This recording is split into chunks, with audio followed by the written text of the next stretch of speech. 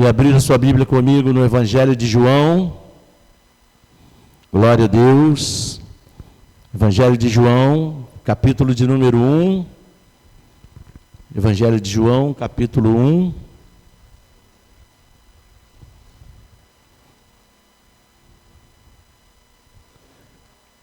A partir do versículo 1. Quem achou, dá glória a Deus. Diz assim a palavra do Senhor. No princípio era o Verbo, e o Verbo estava com Deus, e o Verbo era Deus. Ele estava no princípio com Deus.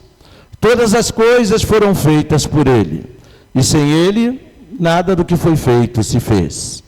A vida estava nele, e a vida era a luz dos homens. A luz resplandece nas trevas, e as trevas não prevaleceram contra ela. Amém. Vamos orar.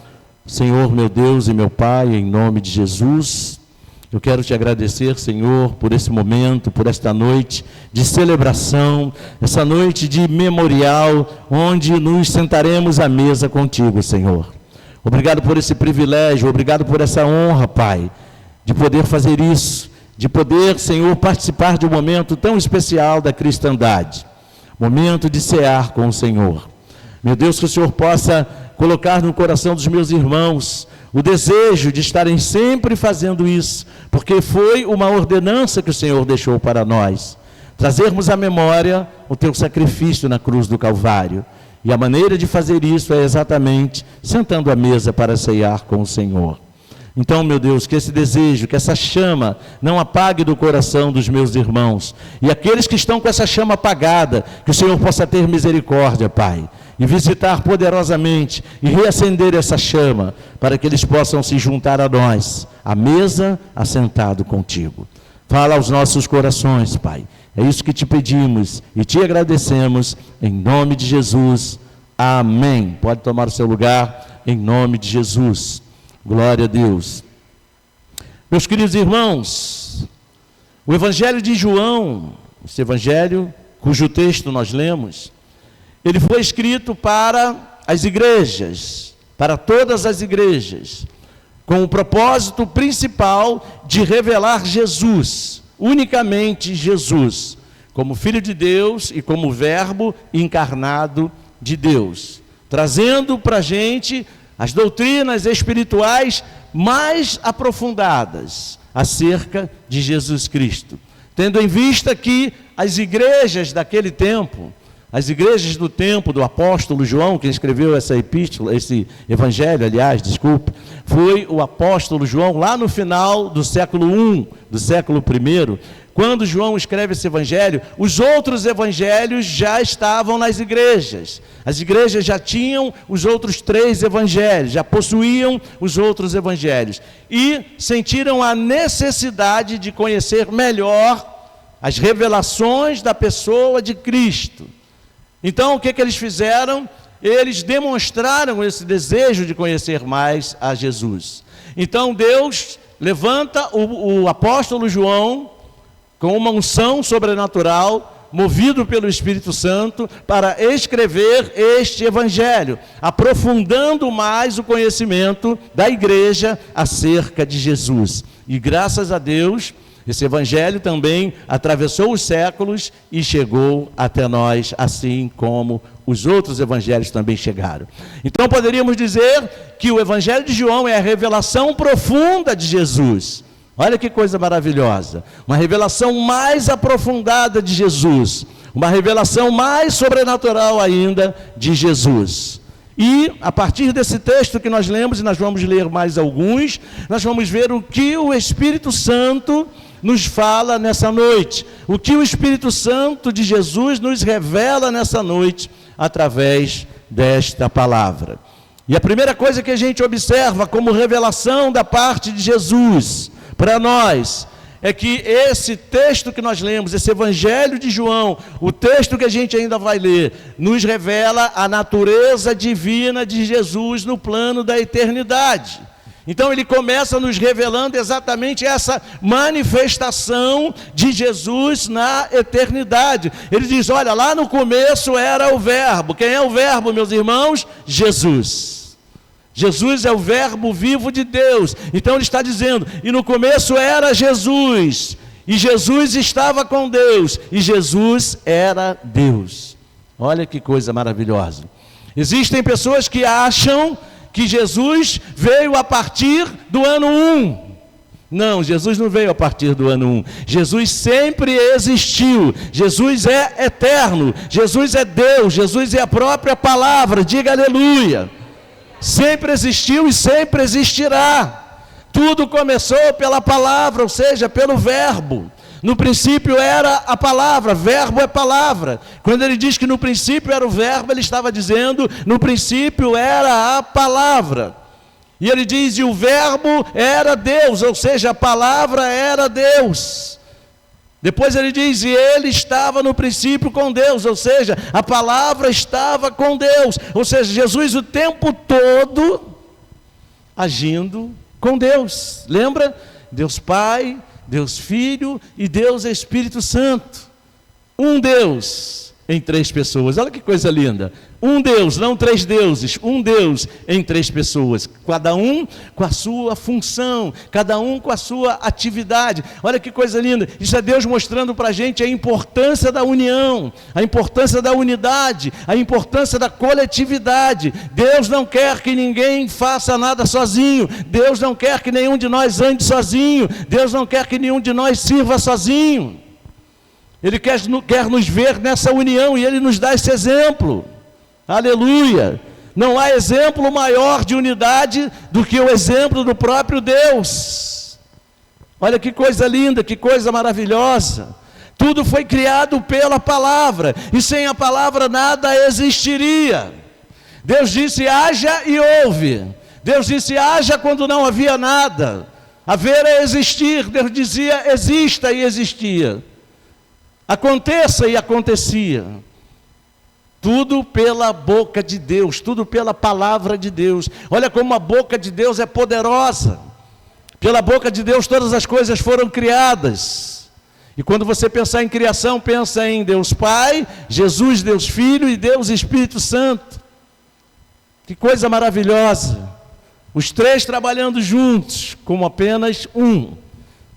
A trindade da unidade, a diversidade na unidade. Assim como nós somos diversos, somos diferentes uns dos outros, mas temos a mesma essência. Todos somos membros, mas somos um só corpo, diga aleluia. Isso é maravilhoso demais, quem inventou isso foi Deus. Quem inventou a união da igreja, a unidade da igreja foi o nosso Deus, diga aleluia. Então, Ele é a própria vida que ilumina toda a humanidade. E a luz dele emana, a luz que dele emana, venceu todas as trevas. Olha o que diz o texto. A vida estava nele, e a vida era a luz dos homens. A luz resplandece nas trevas, e as trevas não prevaleceram contra ela. Contra ela quem? Contra a luz. Então ele é a verdadeira luz. Ele é a verdadeira vida. Sem Jesus não existe vida verdadeira. Sem Jesus não existe luz verdadeira. Aleluia. Jesus é o princípio de todas as coisas. Ele é a vida que te movimenta. Ele é a luz que ilumina a sua existência. Diga glória a Deus. Você percebe isso? A importância que Jesus tem na sua vida, nesse contexto de eternidade. É com Ele que você vai viver para sempre. É com Ele que você vai estar na glória para sempre. É com Ele que você vai andar em ruas de ouro. É com Ele que você vai morar no céu. É com Ele que você vai ser feliz para sempre. Então você não pode abrir mão de Jesus da sua vida. Glória a Deus. Enquanto você estiver com Ele, as trevas não vão prevalecer contra você. Diga aleluia. Enquanto você estiver com Ele, há luz para o seu caminho. Enquanto você estiver com Ele, há verdade na sua vida. Você pode andar na verdade. Diga glória a Deus. Então nós dizemos tanto da boca de Deus. Não, eu creio que a Bíblia é a boca de Deus. Eu creio que a palavra é a boca de Deus. Então por que a gente resiste tanto à palavra de Deus? Então por que a gente resiste tanto em fazer a vontade de Deus, que é expressa exatamente pela palavra? Jesus não está apenas nesse plano. Jesus está no plano da eternidade plena. Ele é desde o começo, ele é o alfa e o ômega, o começo e o fim. Nele residem todas as coisas. Todas as coisas pertencem a ele, porque todas as coisas foram feitas por ele. Então, quando eu tenho essa noção, eu não abro mão de estar com esse Jesus. É um privilégio para nós andar com algumas pessoas, não é verdade? Mas é um privilégio muito maior a gente andar com alguém assim, que sempre existiu, que vive no plano da eternidade, que conhece todas as coisas, que fez todas as coisas. Nós cantamos aqui em um dos louvores, tudo ele fez, tudo criou. Os louvores que a gente canta aqui não são por obra do acaso, estão direcionados, relacionados com a mensagem. Tudo ele fez, tudo criou. A Bíblia diz que tudo foi feito por ele, sem ele, nada do que foi feito se faria. Inclusive ele fez você, você pode dar um glória a Deus. Então todas as vezes que você se olha no espelho, você pode contemplar a glória de Jesus, porque foi ele quem te criou. Você pode dar um aplauso ao nome dele. Aleluia. Glória a Deus.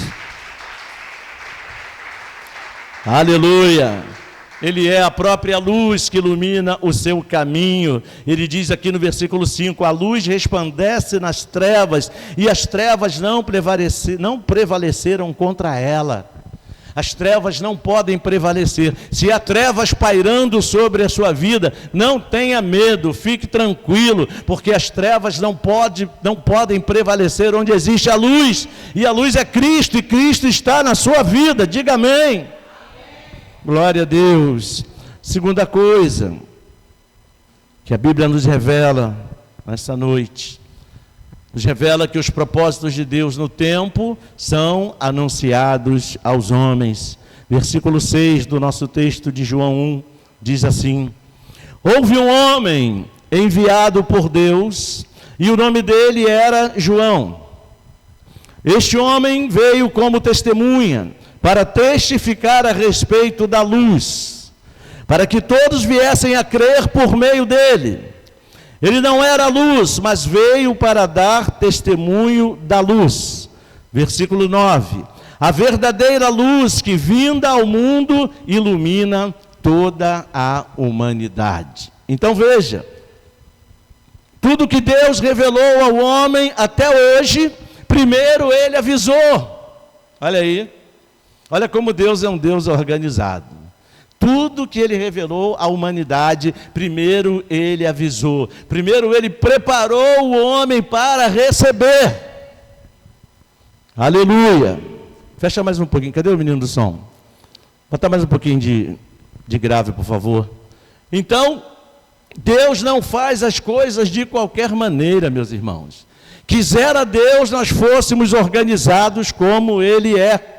Olha aí, quisera Deus nós fôssemos organizados como ele é. Obrigado. Muitas vezes a gente faz as coisas da nossa vida de qualquer jeito, a gente resolve as coisas de qualquer jeito, resolve as coisas por impulso. Deus não é assim. Tudo que Deus faz, ele faz com ordem, ele faz com decência. Então ele envia um servo seu para preparar o caminho. Olha aí. Ele enviou João Batista para preparar o coração dos homens. Ele envia Jesus para ser recebido na parte mais importante do ser humano, que é o coração, que aqui representa o Espírito. Olha aí, que coisa linda. A gente tem aprendido aqui nos nossos estudos, que Deus trabalha no nosso espírito. Deus não trabalha na nossa mente, Deus não trabalha no nosso corpo. Então, Deus envia João Batista para preparar o coração, ou seja, para preparar o espírito daquelas pessoas. Para que Deus então pudesse dar início ao ministério de Jesus, para que Jesus pudesse alcançar o coração daquelas pessoas. O desejo de Deus, então, meus irmãos, era e continua sendo que todos os homens creiam nele, creiam com o coração. Para quê? Para que possam receber a Jesus como Senhor e Salvador de suas vidas. De que maneira que ele faz isso? Através do Evangelho, que é a palavra. Lembra? A palavra lá do começo. Quando não existia nada, a palavra já estava lá. Olha aí. O verbo vivo de Deus, Jesus, já estava lá. Ele é o Salvador da humanidade, diga glória a Deus.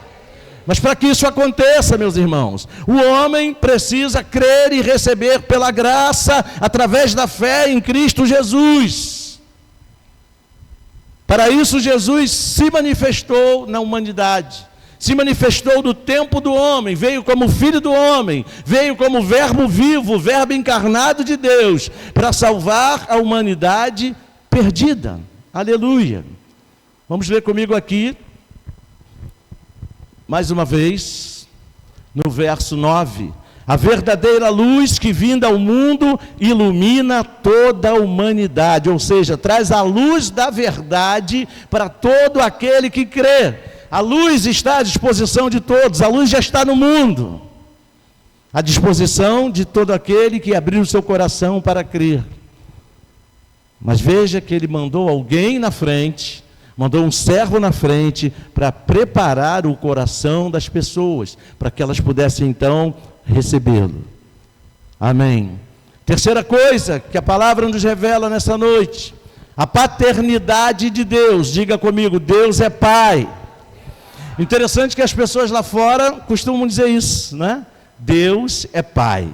Mas elas falam Pai no sentido genérico, no sentido de criação.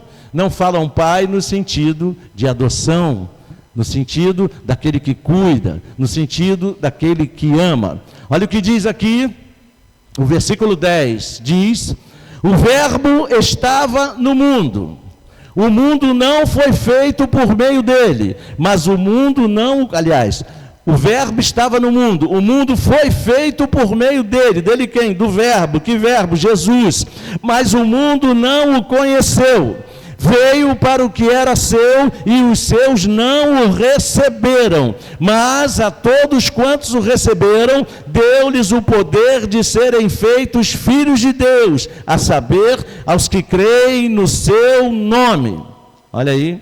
Versículo 13, os quais não nasceram do sangue, nem da vontade da carne, e nem da vontade do homem, mas da vontade de Deus. Versículo 14, e o verbo se fez carne e habitou entre nós, cheio de graça e de verdade, e vimos a sua glória como a glória do unigênito do Pai. Aleluia. Aleluia. Então, meus queridos irmãos, aquele que fez o mundo estava no mundo, e o mundo não o conheceu. Ele veio para aqueles que o esperavam. Quem eram aqueles que o esperavam? Os judeus, o povo de Deus daquela época. Mas eles esperavam de maneira errada, não esperavam da maneira correta, eles esperavam apenas com a mente, e não com o coração, ou seja, não com o espírito. Você entende? Jesus não veio para as mentes, Jesus veio para os corações, Jesus veio para os espíritos. Ele é espírito, lembra?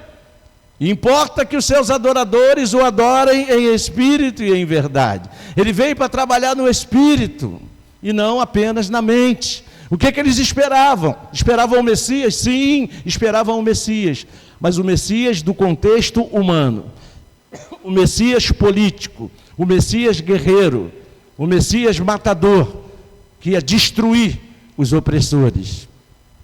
Era isso que eles estavam esperando. E onde é que estava esse desejo? No coração deles? Não, na mente, na cabeça. Era o desejo humano, era o que eles idealizavam. Era assim que eles interpretavam a vinda do Messias. Se você prestar atenção nas profecias do profeta Isaías, do livro do profeta Isaías, você vai ver que isso vai muito mais além. O Messias vai muito mais além. E ele será maravilhoso, conselheiro, Deus forte, Pai da eternidade, príncipe da paz. Olha aí. Mas eles não estavam interessados nisso. Eles queriam a conquista humana, da mão forte. Os corações deles estavam voltados apenas para as coisas aqui da terra, para os interesses meramente humanos. E eles estavam completamente com os corações fechados para Deus.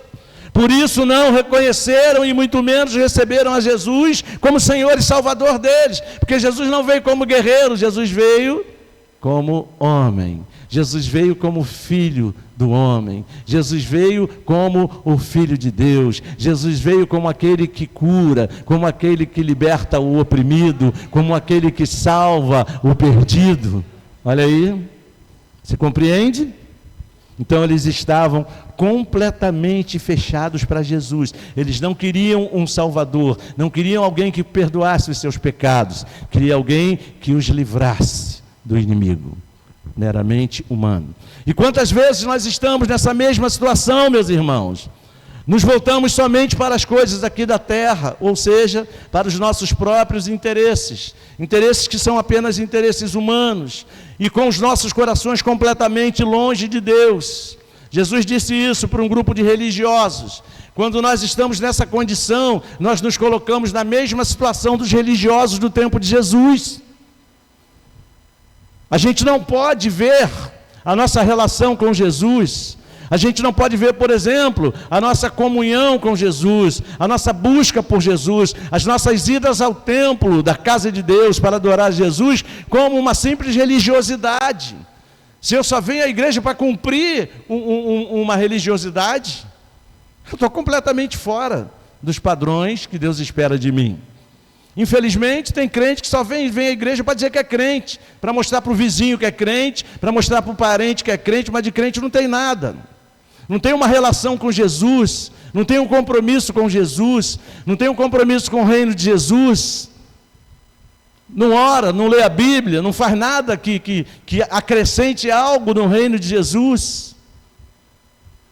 Mas se intitula crente. Isso é religiosidade. Olha o que Jesus falou para os religiosos do tempo dele. Mateus 15. Vamos lá em Mateus, capítulo 15. Evangelho de Mateus, capítulo 15. Capítulo 15, versículo 8. Mateus 15, versículo 8. Olha o que Jesus disse. Aleluia. Volta lá no 7. Volta lá no 7. Olha o que Jesus diz para um grupo de religiosos conhecido como fariseus. Jesus diz: hipócritas, bem profetizou Isaías a respeito de vocês. Olha aí. Bem profetizou Isaías a respeito de vocês, dizendo: este povo me honra com os lábios, mas o seu coração está longe de mim. Olha, gente, eu não sei se você tem uma noção de quem eram os fariseus. Os fariseus eram os guardiões da lei, eram aqueles que se achavam mais espirituais no meio do povo de Israel, e foi com quem Jesus mais teve problemas. Porque eles eram exatamente isso que Jesus está dizendo. Hipócritas. Bem profetizou Isaías a respeito de vocês, dizendo: este povo me honra com os lábios, mas o seu coração está longe de mim. E em vão me adoram, ensinando coisas que são preceitos de homens apenas, ensinando doutrinas que são apenas de homens, apenas coisas humanas. Olha o que Jesus está dizendo. Me honram com a boca, dizendo: louvado seja o nome do Senhor, mas o coração está longe de mim. Gente, infelizmente, o farisaísmo atravessou os séculos, chegou até o nosso tempo e vai continuar avançando. Muitas pessoas que batem no peito, se dizendo crente, se dizendo isso e aquilo, na verdade estão com o coração longe de Deus. É difícil imaginar, eu gosto de trazer muito isso para o contexto humano, é muito difícil imaginar, vamos pensar em dois jovens que se apaixonam, e aí eles declaram amor um ao outro, e a partir daí, passam um mês juntos, 2 meses juntos, Daqui a pouco continuam declarando amor um pelo outro e começam a se afastar. Continuam declarando amor um pelo outro e quase não querem mais se ver. Continuam declarando amor um pelo outro, só procuram o outro uma vez ou outra. Continuam declarando amor pelo outro, mas não quer casar com o outro. Continua declarando amor pelo outro, mas quer ficar cada vez mais longe. Tudo é mais importante do que aquela relação. Você já viu isso no contexto humano? Não, não é assim. Quando o casal se ama, sejam jovens ou sejam mais maduros, o que eles querem é ficar junto. O que eles querem é conhecer melhor um ao outro. O que eles querem é participar da vida em comum do outro. O que eles querem é ser cada vez mais amado e amar cada vez mais o outro. É isso que eles querem. E por que a nossa relação com Jesus tem que ser diferente? Como é que pode dizer o tempo todo eu amo Jesus, eu sou de Cristo e viver longe de Jesus? Como é que pode dizer eu sou de Cristo, eu amo a Jesus, mas não tem um compromisso com Jesus? Como é que pode dizer eu sou de Cristo, eu amo a Jesus e não crer no poder de Jesus, não crer nos milagres de Jesus, não conseguir depender de Jesus? É meio estranho isso. É meio incoerente. Não está alinhado com aquilo que a gente está falando. A fé sem obras é morta. O que isso quer dizer? Tem que haver coerência entre aquilo que eu digo que creio e aquilo que eu faço. Se eu digo que amo a Jesus e não procuro Jesus, eu não estou sendo coerente. Tem alguma coisa errada, alguma coisa não está batendo. Então é preciso haver coerência. Se eu amo, eu quero estar junto. Se eu amo, eu quero procurar. Eu me lembro, quando nós éramos namorados, não podiam me dar uma brecha, que eu estava lá enfiado na casa dela. Não é verdade? Chegou um ponto que eu ia na casa dela todo dia. Todo dia. Levei banho de sal grosso pelas costas. Foi ou não foi? Um monte de coisa para ver se eu deixava de ir lá todo dia. Quanto mais faziam, mais eu ia lá. Chegou o ponto que eu fiquei tão invocado que eu aluguei uma casa para mim lá perto da casa dela. Não é? Porque eu queria estar com ela o tempo todo, todo dia. Todo dia, porque eu amava muito, ainda amo, mas aquele tempo era aquele amor, aquele auge do amor. Queria olhar a cara dela o tempo todo, olhar a face dela o tempo todo. A gente tem que querer ver a face de Jesus o tempo inteiro. Eu amo Jesus, você ama Jesus. E como é que a gente não quer ter esse vínculo com Jesus? Aí acontece um monte de coisa na vida da gente que a gente não sabe, não entende. Por que será que está acontecendo isso? Pergunta para o teu coração. Pergunta para você mesmo. O teu coração tem a resposta. É só você querer ouvir o que teu coração tem a te dizer. Não é verdade? A resposta está nas coisas que Jesus te fala quando você ouve a palavra. A resposta está quando você lê a Bíblia, nas coisas que Deus te fala. Agora cabe a você ter honestidade com Jesus e querer ouvir e procurar se encaixar no que você não está se enquadrando e querer se consertar, porque Jesus quer que você se conserte. Jesus não quer que você se perca, muito pelo contrário, Ele quer você com Ele o tempo inteiro. Jesus disse, as minhas ovelhas ouvem a minha voz, eu as conheço e elas me seguem. Olha aí, ó. As minhas ovelhas ouvem a minha voz. Onde é que está a voz de Jesus? Na Bíblia. Eu as conheço porque elas andam comigo e elas me seguem porque é a voz do pastor. Você está entendendo? Agora, vamos colocar. As minhas ovelhas não ouvem mais a minha voz. Por causa disso, eu não as conheço. E muito menos elas me seguem. Essa é a realidade de muito crente, infelizmente. Então, a gente precisa se ajeitar com relação a isso. Porque eu não sei se você sabe que existem recompensas para aquele que for fiel até o fim. Existem recompensas, e eu quero as recompensas que o Senhor tem para mim. Deus tem uma coroa da vida guardada para mim, se eu perseverar até o fim. Você está entendendo? Deus tem galardão para aqueles que perseverarem até o fim. Você está entendendo? E tudo que Ele tem para mim eu quero, mas para que isso aconteça eu preciso estar com Ele. Preciso ter comunhão com Ele, eu preciso viver o meu amor com Ele. Na humanidade existe o amor não correspondido, não é isso? Até alguns poetas populares fizeram as músicas aí nesse contexto. Teve até uma cantora que fez uma canção, eu amo e não sou correspondida. Olha aí. Um monte de cantor sertanejo fez essas músicas de sofrência dentro desse contexto. Com Jesus não é assim. Você só o ama porque Ele te amou primeiro. Porque talvez se Ele estivesse esperando você amá-lo, Ele estava esperando até hoje. Mas como Ele te amou primeiro, aí abriu a porta para que você pudesse amá-lo. Isso é amor incondicional. Não esperou você melhorar, não esperou você mudar de vida. Simplesmente te amou, te alcançou, te perdoou, te salvou. Olha aí. Está entendendo? Então não é na mente, não é na cabeça, não é só com os lábios, é com o coração, é no espírito que eu me relaciono com Ele. É no meu espírito que Ele se revela, é no meu espírito que Ele fala. Mas nós muitas vezes nos ocupamos apenas com nós mesmos.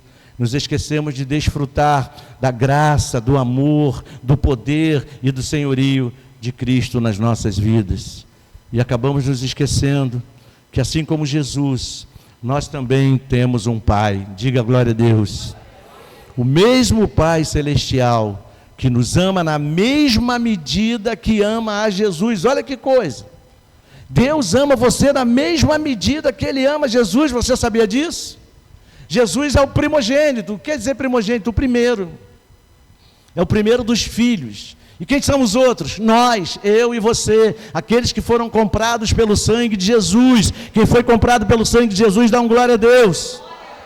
Olha a dimensão do amor desse Deus. Que coisa linda, que coisa maravilhosa. Mas você não precisa viver como se fosse um bastardo. Você é um filho de Deus, diga aleluia. Jesus te deu esse poder. Olha o que diz o versículo 12 aí do nosso texto, de João. Versículo 12 diz, vamos lá em João 1.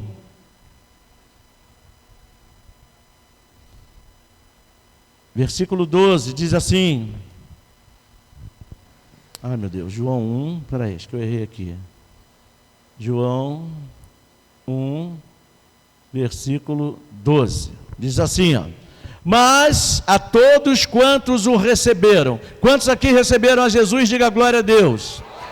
Mas a todos quantos o receberam, deu-lhes o poder de serem feitos filhos de Deus, a saber, aos que creem no seu nome.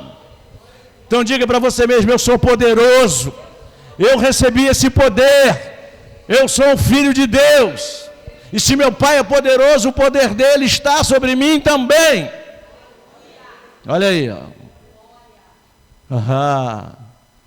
Eu me lembro do filho que não foi embora da casa do pai. O filho que permaneceu junto do pai. O que o pai disse para ele? Meu filho, você está sempre comigo. Tudo que é meu é teu. Diga glória a Deus. Você sabia que tudo que é teu é do teu filho? Você que é pai, ou você que é mãe, você sabia que tudo que é teu é do teu filho? Quando você morrer, tudo que você tem, seja muito ou seja pouco, seja rico ou seja pobre, tudo que você tem vai ficar para o teu filho. Você está entendendo? Quando você bater com as botas, tudo que você tem vai ficar para o teu filho.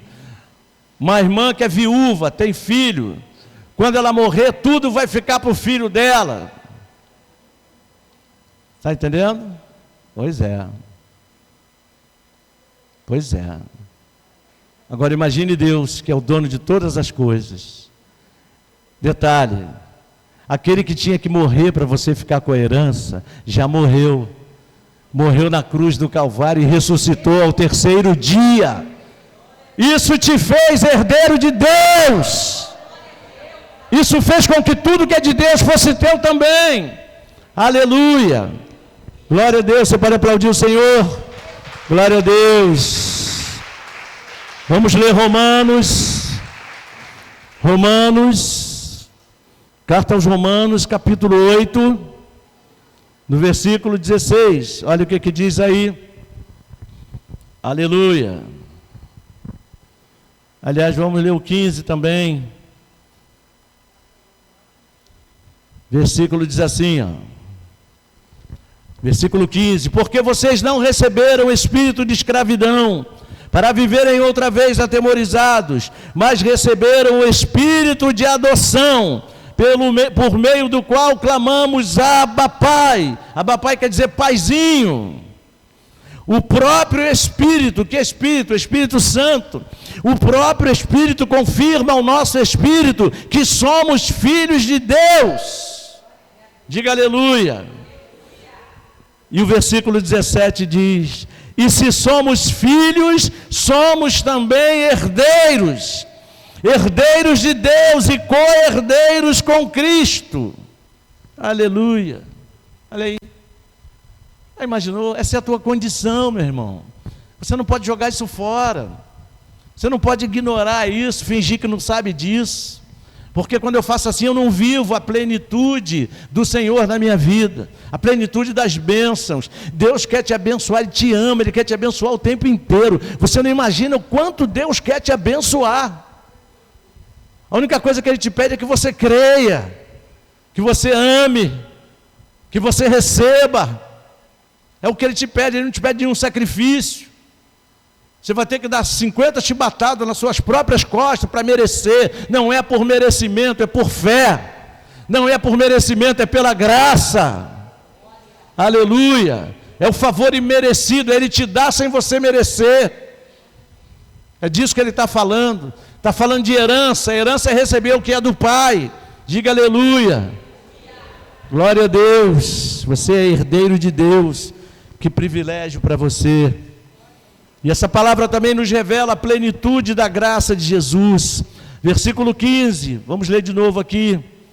Versículo 15: porque vocês não receberam o espírito de escravidão, para viverem outra vez atemorizados, mas receberam o espírito de adoção, por meio do qual clamamos Abba Pai. O próprio Espírito confirma com o nosso espírito que somos filhos de Deus. E se somos filhos, nós somos também herdeiros, herdeiros de Deus e herdeiros juntos com Cristo. Se com Ele sofremos, para que também com Ele sejamos glorificados. Aleluia. Então a palavra nos revela que todos nós temos recebido a plenitude de Cristo e graça sobre graça. Diga aleluia. Porque se Deus fosse esperar que nós merecêssemos para nos dar, para nos abençoar, Ele não nos abençoaria, porque nós não merecemos. Nós recebemos por causa de Cristo. Quem merece é Cristo. Então, se nós estamos em Cristo, nós recebemos com Cristo. Diga glória a Deus. Isso quer dizer que tudo que diz respeito a Cristo, também diz respeito a nós. Tudo o que Cristo é, nós também somos. Porque toda a plenitude de Cristo reside em nós, pela graça e pela fé. Diga amém. Todo o favor de Deus foi derramado sobre nós através de Cristo. Jesus Cristo é a plenitude da graça de Deus em nós. Por isso a palavra diz que onde abundou o pecado, superabundou a graça. Diga glória a Deus e aplauda o nome dele mais uma vez. Aleluia. Glória a Deus. Aleluia. Glória a Deus.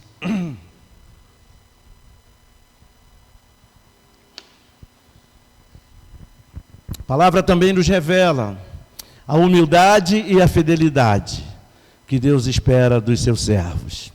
Versículo 19. Volta lá em João 1. Glória a Deus. Versículo 19. Diz assim: este foi o testemunho de João, quando os judeus lhe enviaram de Jerusalém sacerdotes e levitas para perguntar: quem é você? Ele confessou e não negou. Confessou: eu não sou o Cristo. Quem é esse João? O Batista. Não é João o evangelista, é João o Batista. Eu não sou o Cristo. Diante disso lhe perguntaram: quem é você então? Você é Elias? Ele disse: não sou. Então perguntaram outra vez: você é o profeta? Ele respondeu: não, não sou. Disseram-lhe então: diga quem é você, para podermos dar uma resposta àqueles que nos enviaram. O que é que você diz a respeito de si mesmo? Então ele respondeu: eu sou a voz do que clama no deserto, endireitem o caminho do Senhor, como disse o profeta Isaías. Ora, os que haviam sido enviados eram do grupo dos fariseus, olha eles aí de novo, e perguntaram a João: então por que você batiza, se não é o Cristo, nem Elias, nem o profeta? João respondeu: eu batizo com água, mas no meio de vocês está alguém que vocês não conhecem. Ele vem depois de mim, mas não sou digno de desamarrar as correias das suas sandálias. Versículo 28. Essas coisas aconteceram em Betânia, do outro lado do Jordão, onde João Batista estava batizando. Então veja, João Batista era um servo de Deus muito importante, mas acontece que ele era apenas o mensageiro, era apenas o precursor. Quem era o precursor? Aquele que vai preparar o caminho, aquele que foi enviado exatamente com essa missão, preparar o caminho. Então veja que o foco não era o mensageiro, mas a mensagem. Olha aí, apesar de João Batista ser o maior profeta nascido de mulher, como nos revelou Jesus, o foco não estava nele, mas sim na profecia que estava se cumprindo em Jesus Cristo e que ele veio para anunciar. Aleluia. Então João disse: não é sobre mim, é sobre ele. O Salvador não sou eu, o Salvador é ele. Eu não sou digno nem de desamarrar as sandálias dele, de tão maior e tão mais importante que ele é. Veja que coisa maravilhosa, veja a humildade do servo de Deus. Ele podia se aproveitar da situação e dizer: eu sou o tal, sou primo dele. Sabia que João Batista era primo de Jesus? Ele podia dizer: eu sou primo dele, olha aí, ninguém se mete comigo não, hein? Eu sou primo do Messias. Esse negócio de primo do Messias deu rolo há um tempo atrás, há uns anos atrás. Ser primo do Messias aqui no Brasil dava rolo, não é? Então, ele podia se vangloriar dessa situação: eu sou primo dele, eu que vim anunciar ele, eu fui escolhido para anunciar ele. Ele disse que eu sou dos nascidos de mulher, não há profeta maior do que eu. Olha aí. Mas no entanto, ele disse não. Em outras palavras, o que ele estava dizendo? Não, eu não sou nada, eu sou só um mensageiro, eu sou só aquele que vim trazer o recado de Deus, para preparar o coração de vocês, para que quando ele vier, vocês possam ter uma oportunidade de nele nascer de novo e alcançar a salvação que só ele pode dar. Você pode aplaudir o nome dele? Glória a Deus, aleluia. É ele, é Jesus, não somos nós, não é nenhum homem. E quantas vezes nós queremos ser maiores do que Jesus, com a nossa soberba, com a nossa altivez, achando que somos alguma coisa, achamos que somos capazes de fazer a obra sobrenatural acontecer sem a dependência dele e do seu Espírito, querendo receber reconhecimento, querendo receber glória por méritos que não temos. Os méritos são de Jesus, a glória é de Jesus, diga amém. É ele quem faz. Vamos até Filipenses capítulo 2. Filipenses capítulo 2, no versículo 13, olha o que diz aí: porque Deus é quem efetua em vocês tanto o querer como o realizar, segundo a sua boa vontade. É Deus quem efetua em nós o querer e o fazer. O que isso quer dizer? Que sem Deus, sem Jesus, nós nada podemos fazer. E às vezes achamos que somos os tais, às vezes achamos que somos o cara, né? Eu sou o cara, não é não. Aquele que achou que era o cara não está mais entre nós, né? Mas Jesus está vivo, diga glória a Deus. Tudo foi feito por ele, sem ele nada do que foi feito se faria. Até o meu querer é ele quem realiza, é ele quem coloca no meu coração o querer e o fazer. Olha aí, ó. Mas para isso eu preciso me colocar nas mãos dele, eu preciso me colocar na dependência dele. Tudo foi feito por ele, sem ele nada se faria. João Batista reconheceu isso e declarou: não sou eu, é ele. Eu sou só a voz que anuncia a chegada dele. E ele dizia: arrependam-se e creiam no Messias de Deus. Diga aleluia. E hoje, meus irmãos, nós precisamos continuar sendo essa voz. Nós somos o João Batista do nosso tempo. Nós somos a voz dos que clamam, não mais no deserto, mas agora onde quer que haja um ouvido para nos ouvir. Nós precisamos dizer: Jesus te ama. Jesus tem um plano melhor para você. Jesus é o Filho de Deus e morreu, mas ao terceiro dia ressuscitou para te salvar. Existe salvação para o homem perdido. E ele nos revela esse caminho.